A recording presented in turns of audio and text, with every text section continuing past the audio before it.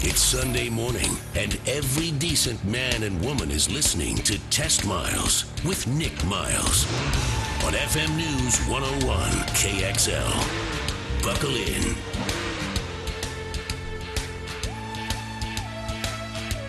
Well, it's Sunday morning. It is 10:06 a.m. on FM News 101 KXL. I'm Nick Miles, and you're listening to Portland's automotive radio show, Test Miles, locally produced and nationally celebrated. We were just talking in the studio. I wonder what happens if your electric car gets struck by lightning. Does it just go super fast? It's like Turbo, the movie. It would be. It's like a hit of NOS.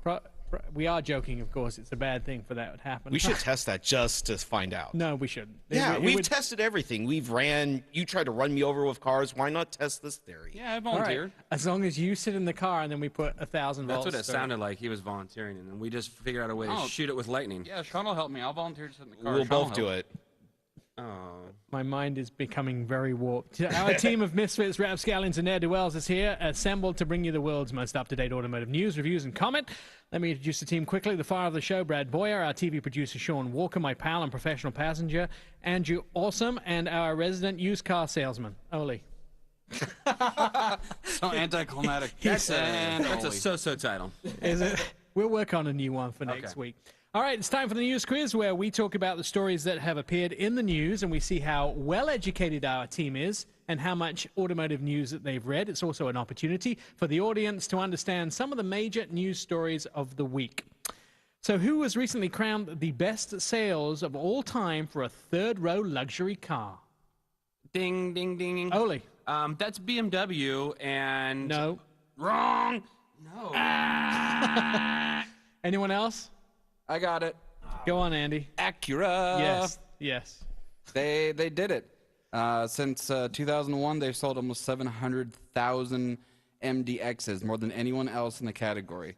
And I believe they've been able to do so because of an impeccable track record for nearly 15 years, winning numerous safety and popularity awards, and being an overall awesome car. They are. They're very proud of this fact, the third row seat. However, in the last 6 months, I think BMW has overtaken them. Well, not according to Acura. Thanks for trying to make me feel better. Third row, remember, third row. What supercar is possibly, allegedly joining the hybrid bandwagon? Before anyone even does, it's mine. Sean. Bugatti, which is already the king of supercars with their 1,200 horsepower Veyron. I can't ever say it right. But they're coming out with almost a 1,500 horsepower electric car, or half electric, half hybrid. So hybrid would be half electric car. Yeah, basically. Bugatti's figured out but it's a plug-in. But 7C, what is that? It's 1,500 horsepower out of electricity. They've been able to harness the power of lightning. Yeah. I mean, they're trying to top the speed of the last one, which already's top speed is 267 miles an hour. That, to me, it was frightening enough going 200 miles an hour. 202, I think, is the fastest I've been. 267. Well, you can only go like 11 minutes at that speed, because then you run out of fuel, and that's if your tires even hold up. That's true. What electric car company is essentially giving away free fuel? I got that one. Okay. So the Nissan Leaf, which really doesn't need any help because it's the top-selling electric car, but they're offering a 2-year free public charging capability, and I think it's in like 10, 15 different markets, Portland and Seattle being included in that. So you can go to the Nissan dealer or various public places and you get 2 years free charging. You know, that is probably the best deal I have seen, because there's one thing super annoys me. When I go to Fred Meyer and I'm driving an electric car and I want to plug it in, you first of all have to enter your email address, your date of birth, your blood type, everything else, just to get the charger to give you electricity. I don't mind paying for it, but they've got to make it simpler. So I did the math on that. Right. And you were actually paying more than a gallon of gas when you charge up at the Fred Meyers. How do you work that out? Because it would, well, unless I have a super account or something, but it was like $7 or $8 for a charge, and I only get 80% of a charge, which is 60-mile range, so it takes me down to 40 miles. Huh. We'll have to ask Banked about that. Banked Halverson's going to come in later on, and he's the local guru of all things The electric. best place to go is Electric Avenue down by Portland State, and that's free charging down there. It is? It's already free charging. I didn't think it was free charging. Absolutely. All right, I have to go I check had that range out. anxiety, and I couldn't wait to get to Portland State to take care of that. All right, how many electric vehicles are on the planet? I guess I should probably just take that anyway. So I think it's about 500,000 vehicles. Yes. Recently And they growing. growing rapidly. The fact is that because of one of the things being CAFE standards, more and more car companies doing electric cars to bring their miles per gallon down for their whole fleet, and that means more and more electric cars. Now, there's still, my last calculation was Fiat were losing about $7,000 per vehicle every time they sold one. So it's still a bit of a top-heavy equation, but I'm sure the automobile was in a top-heavy equation when it first started as well. Electric cars, oh, did I miss a question? Andrew's telling me I missed a question. Oh, the car company, this car company is the luxury sedan champ. Who is that? Ding, ding, ding. This is your BMW, isn't it? This is BMW. Over Mercedes and Lexus are the other two top competitors.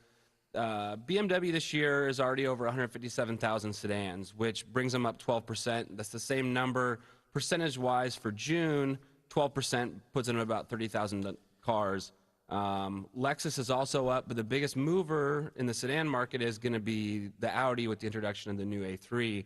They're up about 23%, you know, just in June since the introduction of that car. Have you guys looked at the A3? I did. And? I went out to Tonkin. It's beautiful. You know, here's my deal with the A3. I think it really competes against the CLA. Those are the two big competitors. I mean, there's a BMW X1 in there.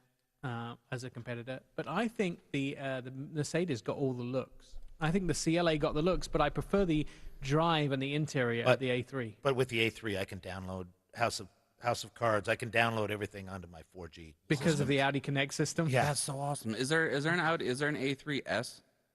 There will be, yes. Are they out now? I think it comes out in 2015. Oh, there's an A6S, right? Right. Okay, I saw one of those on the road and fell in love. You Those are did? beautiful.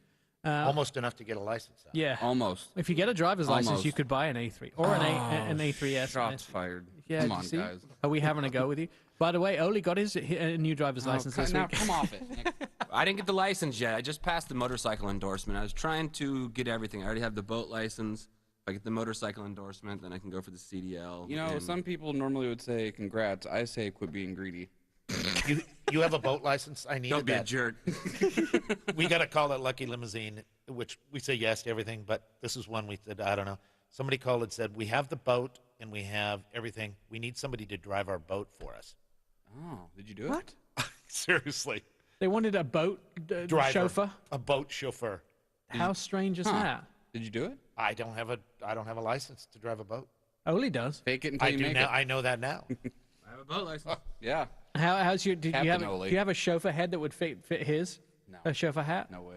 No one big enough for Oli's head? We got to be able to hit up I don't think you have to show up in your suit. some value villages or something and get Yeah. some kind of fancy. Do we have to hat. refer to you as Captain Oli now? I think what we do is we put him in Bermuda shorts Only and when a you suit board jacket. my ship. All right, what's coming up on the show this week? Mark Shore is going to be on the phone in a few minutes' time. I experienced something. There's very few wonders that I come across every year, but I came across a wonder last week. I went back to Nissan headquarters in Nashville, Tennessee, and Nissan showed us a paint they're developing where your car just never has to be washed. It's absolutely true. I've seen it with my own eyes. The man from Ultratech, who is the CEO of the company, is going to join us on the phone and tell us all about these new materials on the outside, the inside, and the air filters of your car. He will also tell us when it will be available. We're also going to be talking to Bengt Halverson from the Northwest Automotive Press Association is having an event in town here called Drive Revolution this week, which is the alternative fueled vehicles. The only rule is that it cannot be powered by gas alone. Bengt is the chairman of the event, and he's going to tell us all about it going on OMSI this week. And we're also going to tell you what we have been driving this week. So those are the things coming up on the show. Are you guys ready to go? Let's do it. All right, we'll be back in a moment or so.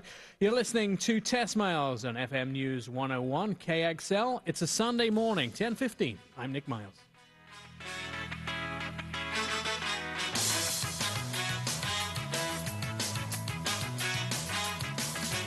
It's Test Miles on FM News 101.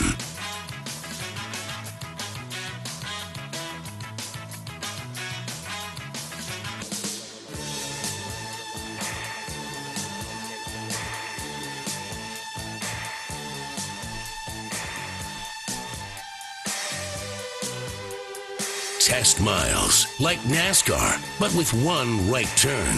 TestMiles.com. Welcome back to TestMiles on FM News 101 KXL. I'm Nick Miles, and if you'd like more TestMiles, please visit our website at testmiles.com. Well, what do you do on a weekend morning? Does your routine involve washing your car, possibly waxing your car? Well, I could tell you about something that will change your life. If you never want to wash your car again, there is a product for that. It really exists. I've seen it. And joining us on the phone from Ultratech is Mark Shaw, the company CEO. Mark, welcome to the show. Tell me about this new product called EverDry, which you guys have worked on developing.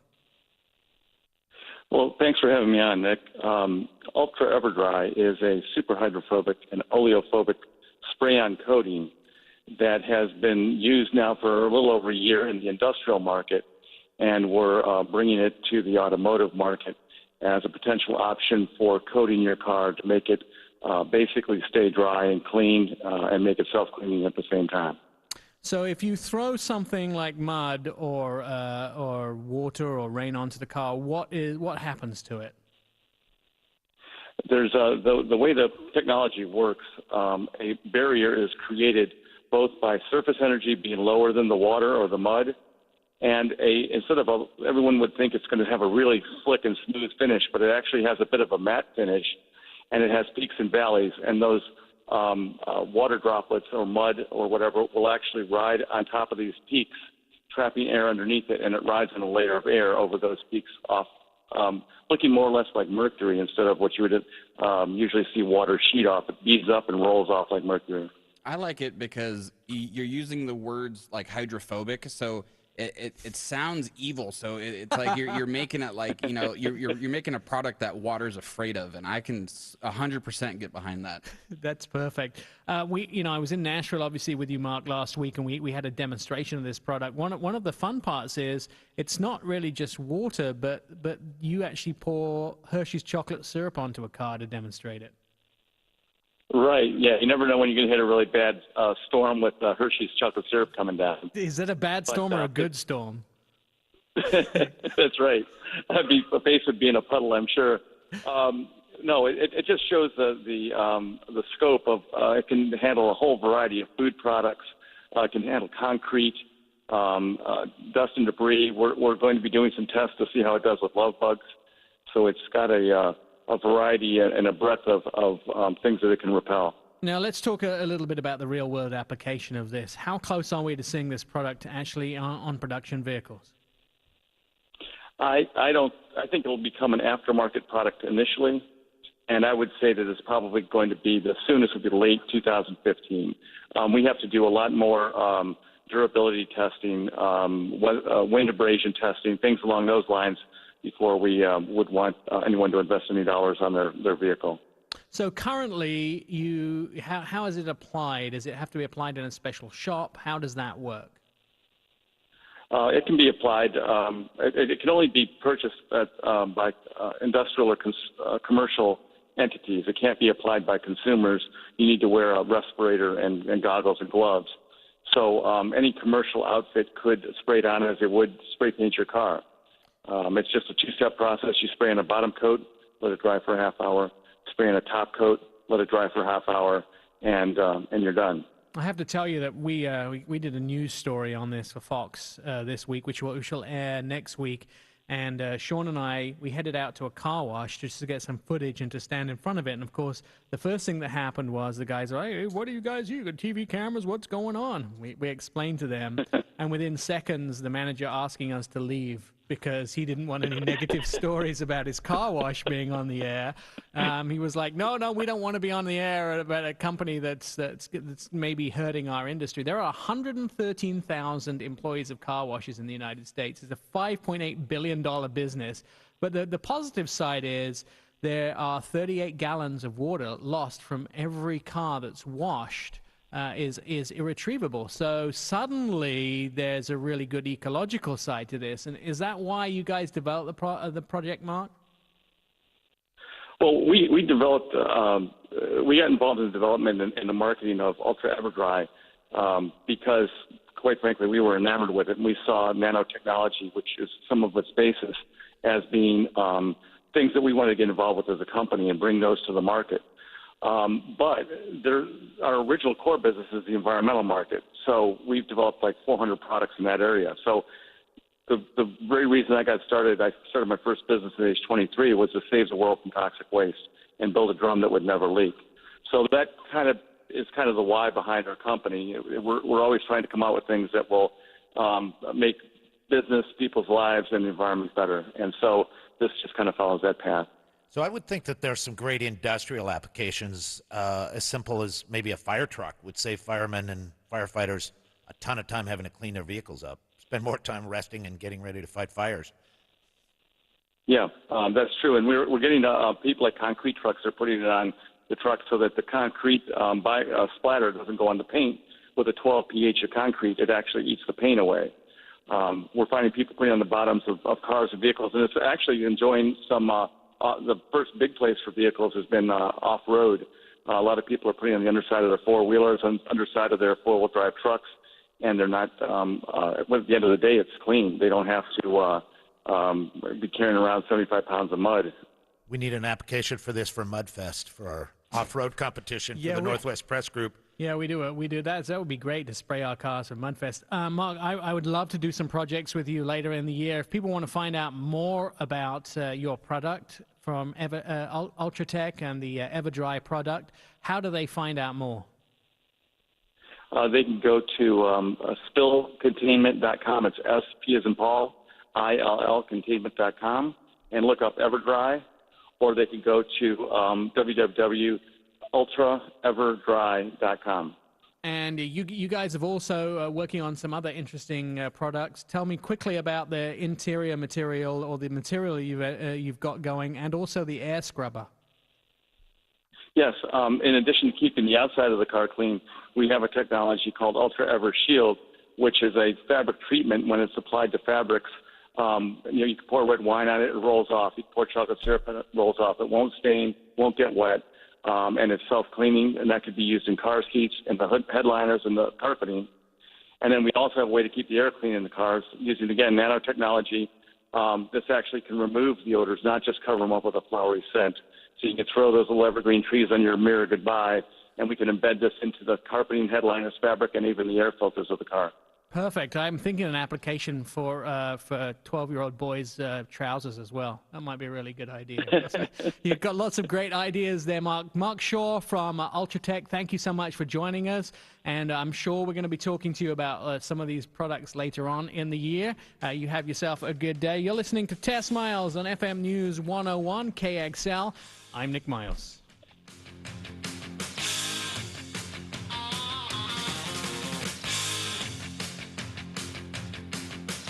Throw it in neutral and coast in with TestMiles.com.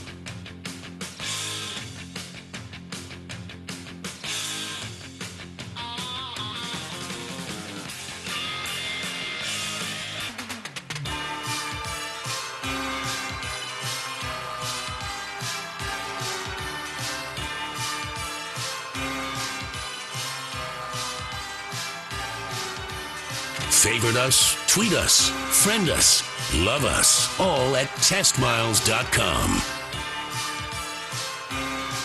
10:35 on a Sunday morning. This is Test Miles and FM News 101. By the way, if you want to see some footage of that EverTech or EverDry Ultratech product, which keeps your car clean and you never have to wash it again, go to TestMiles.com. You'll see our news report up there, which will air on a number of stations next week. All right, last year, the Northwest Automotive Press Association started a new event in Portland. It was called Drive Revolution. The event, it's a loose competition. The only rule is, as I understand it, is that cars cannot be powered by gasoline alone, which is a fancy way of saying it's a green car competition. The event is at OMSI this coming Thursday, and here to tell us all about the event is the chairperson and chief bottle washer for this year's Drive Revolution. Recycled bottles. Bankt Halverson. Bankt, you are also, you work for, your full-time job is you work for Car Connection, is that right? Well, I work for High Gear Media. We're a company out of Palo Alto, California, and I'm fortunate enough to work out of Portland. And one of our sites, one of our main sites, is Green Car Reports. So, and they're always quoted in TV commercials. I always hear Toyota commercials says, Green Car Report says it's one of the best cars, and that sort of thing. So you guys sort of evaluate on Green Car Reports, evaluate a lot of the green vehicles. Tell me a little bit about Drive Revolution and the idea behind it. yeah, well, Drive Revolution is something that we started last year, and it's something that's been in our minds for a number of years. And we've seen over the past several years, the number of cars that just offer kind of intimidatingly complex powertrains increase. And you pop the hood under some of these hybrids and some of these extended range electric cars, and you wonder, how does this thing go? What's its selling point? And oftentimes, the salesman can't even, can't necessarily give you a good idea of what's going on. And so we as media need to do a better job explaining to consumers, what does this car do? What's its advantage? How is it saving energy and saving the world? And why should you pay? Most of these cars cost more money, so why should you be paying more money for them? Right, because it's about $3,000 to $7,000 more than some of them don't have equivalents. Like the Nissan Leaf doesn't have an equivalent necessarily, but things like the Fiat 500 electric does have a gasoline equivalent, and the price difference can be $3,000 to $7,000. So those things can be explained. That's right, and so they cost more in terms of sticker price, and so you have to ask the question, well, do they pay off over the long run? And if they don't pay off over the long run, then what kind of other advantages can they bring to the table? And a lot of these models are actually more fun to drive than their gasoline counterparts. For example, this past week I got a preview drive in Audi's A3 e-tron, which comes out next year. And I found that it was more fun to drive than the plain gasoline Audi A3. And this is basically an electric motor fitted to kind of like a Chevy Volt. You can drive for 35 miles on electric power alone, and then it just functions as a hybrid after that. Explaining to people how it all works, though, that's the challenge. So what are some of the vehicles that you're going to have at Drive Revolution? And it's an OMSI on Thursday. It's not a public event, right? But what are some of the vehicles that will be there for the journalists to drive? So we're going to have basically all sorts of what we would consider, green cars or green vehicles. Anything that's not gasoline power only. Does that include diesels? Yeah, it includes diesels. We're even going to have a Ram 1500 Eco Diesel. That's Ram Truck's new light-duty diesel pickup. Don't think Cummins, think something that's going to get possibly upper 20s on the highway, comfortably. And the interesting fact is that actually TestMiles is a show where we're taking on a long-term diesel truck. So we're going to take that 1500 Eco Diesel, we're going to try it over 6 months to see if it actually makes sense, which is kind of interesting. So is that the only diesel that's going to be there? You're going to have other diesels? So no, we're going to have the Golf, the 2015 VW Golf TDI, and we're going to have that with a manual transmission, and that I've actually driven that. It's a lot of fun to drive. I took it, didn't take it that easy going out to the coast and back, and averaged 49 miles per gallon. Wow. That's crazy. And fun to drive. Yeah, it's a blast to drive. Now there seems to be a lot of diesel, a lot of hybrids. What about the electrics, and is there any natural gases? Because I think there's only one commercial natural gas vehicle. That's the Honda Civic, right? Yeah, and so this area isn't great for natural gas. Of all things green that this area is good for, that's just not one of it. We have one, from what I understand, one operational natural gas station still in the Portland metro area, but Honda's bringing its Civic natural gas, and natural gas will make sense for a lot of other regions of the country, and the media members for our group have national reach. We'll have a wide range of reporters there, ranging from green tech people to correspondents for the major newspapers and some car magazines and TV and radio. Right, and I think Portland, the city of Portland, and I'll have to check this out, but they recently just granted natural gas licenses to a bunch of places. So I think the opportunity is there could be new natural gas stations coming, and we'll check that out and get you some results. What about those electric vehicles? Are we going to see anything that we haven't seen before in the region? And so, you know, we'll definitely have some interesting electric cars out there. One of the most interesting is the Volkswagen e-Golf. Funny thing is, you know, the German automakers placed all of their money on diesels a few years ago, and more recently they've kind of there's been a concession where they've realized, hey, we've got to think about electric cars and hybrids too. VW is really has really gone all the way with this e-Golf, which is only electric, and so we're going to have the e-Golf right next to the Golf TDI and be able to feel essentially two different flavors of green car, both possibly more fun to drive than just the standard base Golf, and be able to feel that difference and maybe crunch some of the numbers as to, you know, how it would pan out financially or what money you'd save. We're going to get the Fiat 500e out there again. That was the winner last year, right? Yeah, and that was by far the winner last year. When we tallied those votes, you know, we had some close runners up, but by a long shot that was the winner. And I think among most people in our industry who cover cars in general or green cars, we all agree that the 500e is the most fun to drive. I will tell you that definitely out of how they look and feel and the fashion sense, and it's clearly so much better. One of the problems with one of these electric cars is quite often they're made to be kind of dull and they sort of they're worse versions. I followed a Honda Insight the other day, and it just reminded me, okay, they don't have to be ugly. I mean, it seemed like a requirement early on. Honda do such a good job with so much. It's just such a shame about the Insight. Now, is there going to be anything fancy, ELR, Cadillac ELR, or something like that? Yeah, so we're going to have some premium cars out there too. The Cadillac ELR, the Lexus CT200H, which is their, you know, that model probably hasn't received as much respect or attention as it deserves. It's kind of the sleeker, more prettier looking hatchback version of the Prius, only the tuning is completely different. It feels a lot more sporty. It hasn't quite resonated with shoppers, I guess you'd say. It is a nicer car, and I've driven it, and I think it does a good job. Now, so Drive Revolution comes this Thursday. It'll be at OMSI for the members of the press, and you'll be able to see a lot of the articles that rise out of that, television, radio, newspaper, online. All of those will come in the next week or so. Banks, stick around. We're going to have you stay with us for the last segment of the show. You're listening to TestMiles on FM News 101. When we come back, we'll talk about what we've been driving, and we'll find a little more out about Drive Revolution. I'm Nick Miles.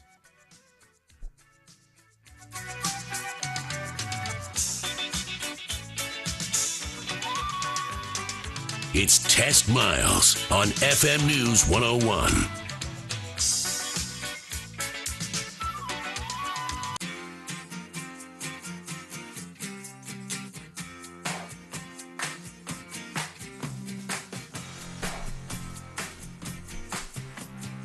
Test Miles, like NASCAR, but with one right turn. TestMiles.com. We're going to get some more about talking to you about Drive Revolution and Bank Halverson in a moment or so. We'll talk about the public days, which come up after the media days. Andy, what cars did you share out from the pool this week? Well, Nick, double dipper. You got a Dodge Durango, the Kia Optima Hybrid. Sean got the Hyundai Elantra Coupe, and Mr. Brad got the Mazda Miata. It's funny, it is coupe if you come from Europe, but it's coupe if you come from North America. The Kia Optima Hybrid, a really nice basic car. Evaluated this car, very impressed with the features on it. 2014 is definitely one of my top picks. Lots of standard and optional features for the money. A nice big cabin, easy use of controls, it's comfortable seating. The things I don't necessarily like about it is tight rear headroom, low fuel economy on the higher grade classes, and it has an interesting braking response in the hybrid version. 2.4 liter inline four, 192 horsepower, 6-speed auto, front wheel drive. About 34 miles a gallon is what I was getting on the highway. Competes with the Sonata hybrid, the Accord hybrid, the Camry hybrid. It comes in that LX trim level. I do love their Yuvo e-services that they have in this car and the 8-way power adjustable seat. I will tell you that it is fairly easy to maneuver. It's a little firm over speed bumps. Starting price to $25,995. This is one of the only cars you'll get this out of me on. 10 out of 10 score. It is definitely one of my favorite cars. Dodge Durango, this was a very welcome change for them. Still one of my top choices. I'm saying it's the best full-size SUV in the non-luxury market. Thanks to a welcoming interior and really nice highway manners, it's a great choice for an SUV. Easy to maneuver, a high-quality interior, which is something Dodge and the parent company Chrysler has failed to do over many years, but really high quality now. V8 power, amazing in the RT version. 3.6 V6, 5.7 V8, 350 horsepower in that V8, 8-speed transmission, all-wheel drive, 23 on the highway, competes with the Highlander, the Pilot, the Pathfinder, the Explorer. It has a whole bunch of trim levels in this. STX, STX Plus, Limited, RT, which is what we drove, and the Citadel. Their Uconnect system is really nice. Their infotainment system, probably one of the best. Very easy to drive. $29,995 starting price. The one we tested is in the mid-40s. Again, a 10 out of 10. I just think this car is absolutely awesome. Brad? I had a substantial departure from any of that. I had the Mazda Miata. And now the Miata means reward or prize, and it depends on the day that you have it. If it's rainy, it's not such a prize for a bigger guy.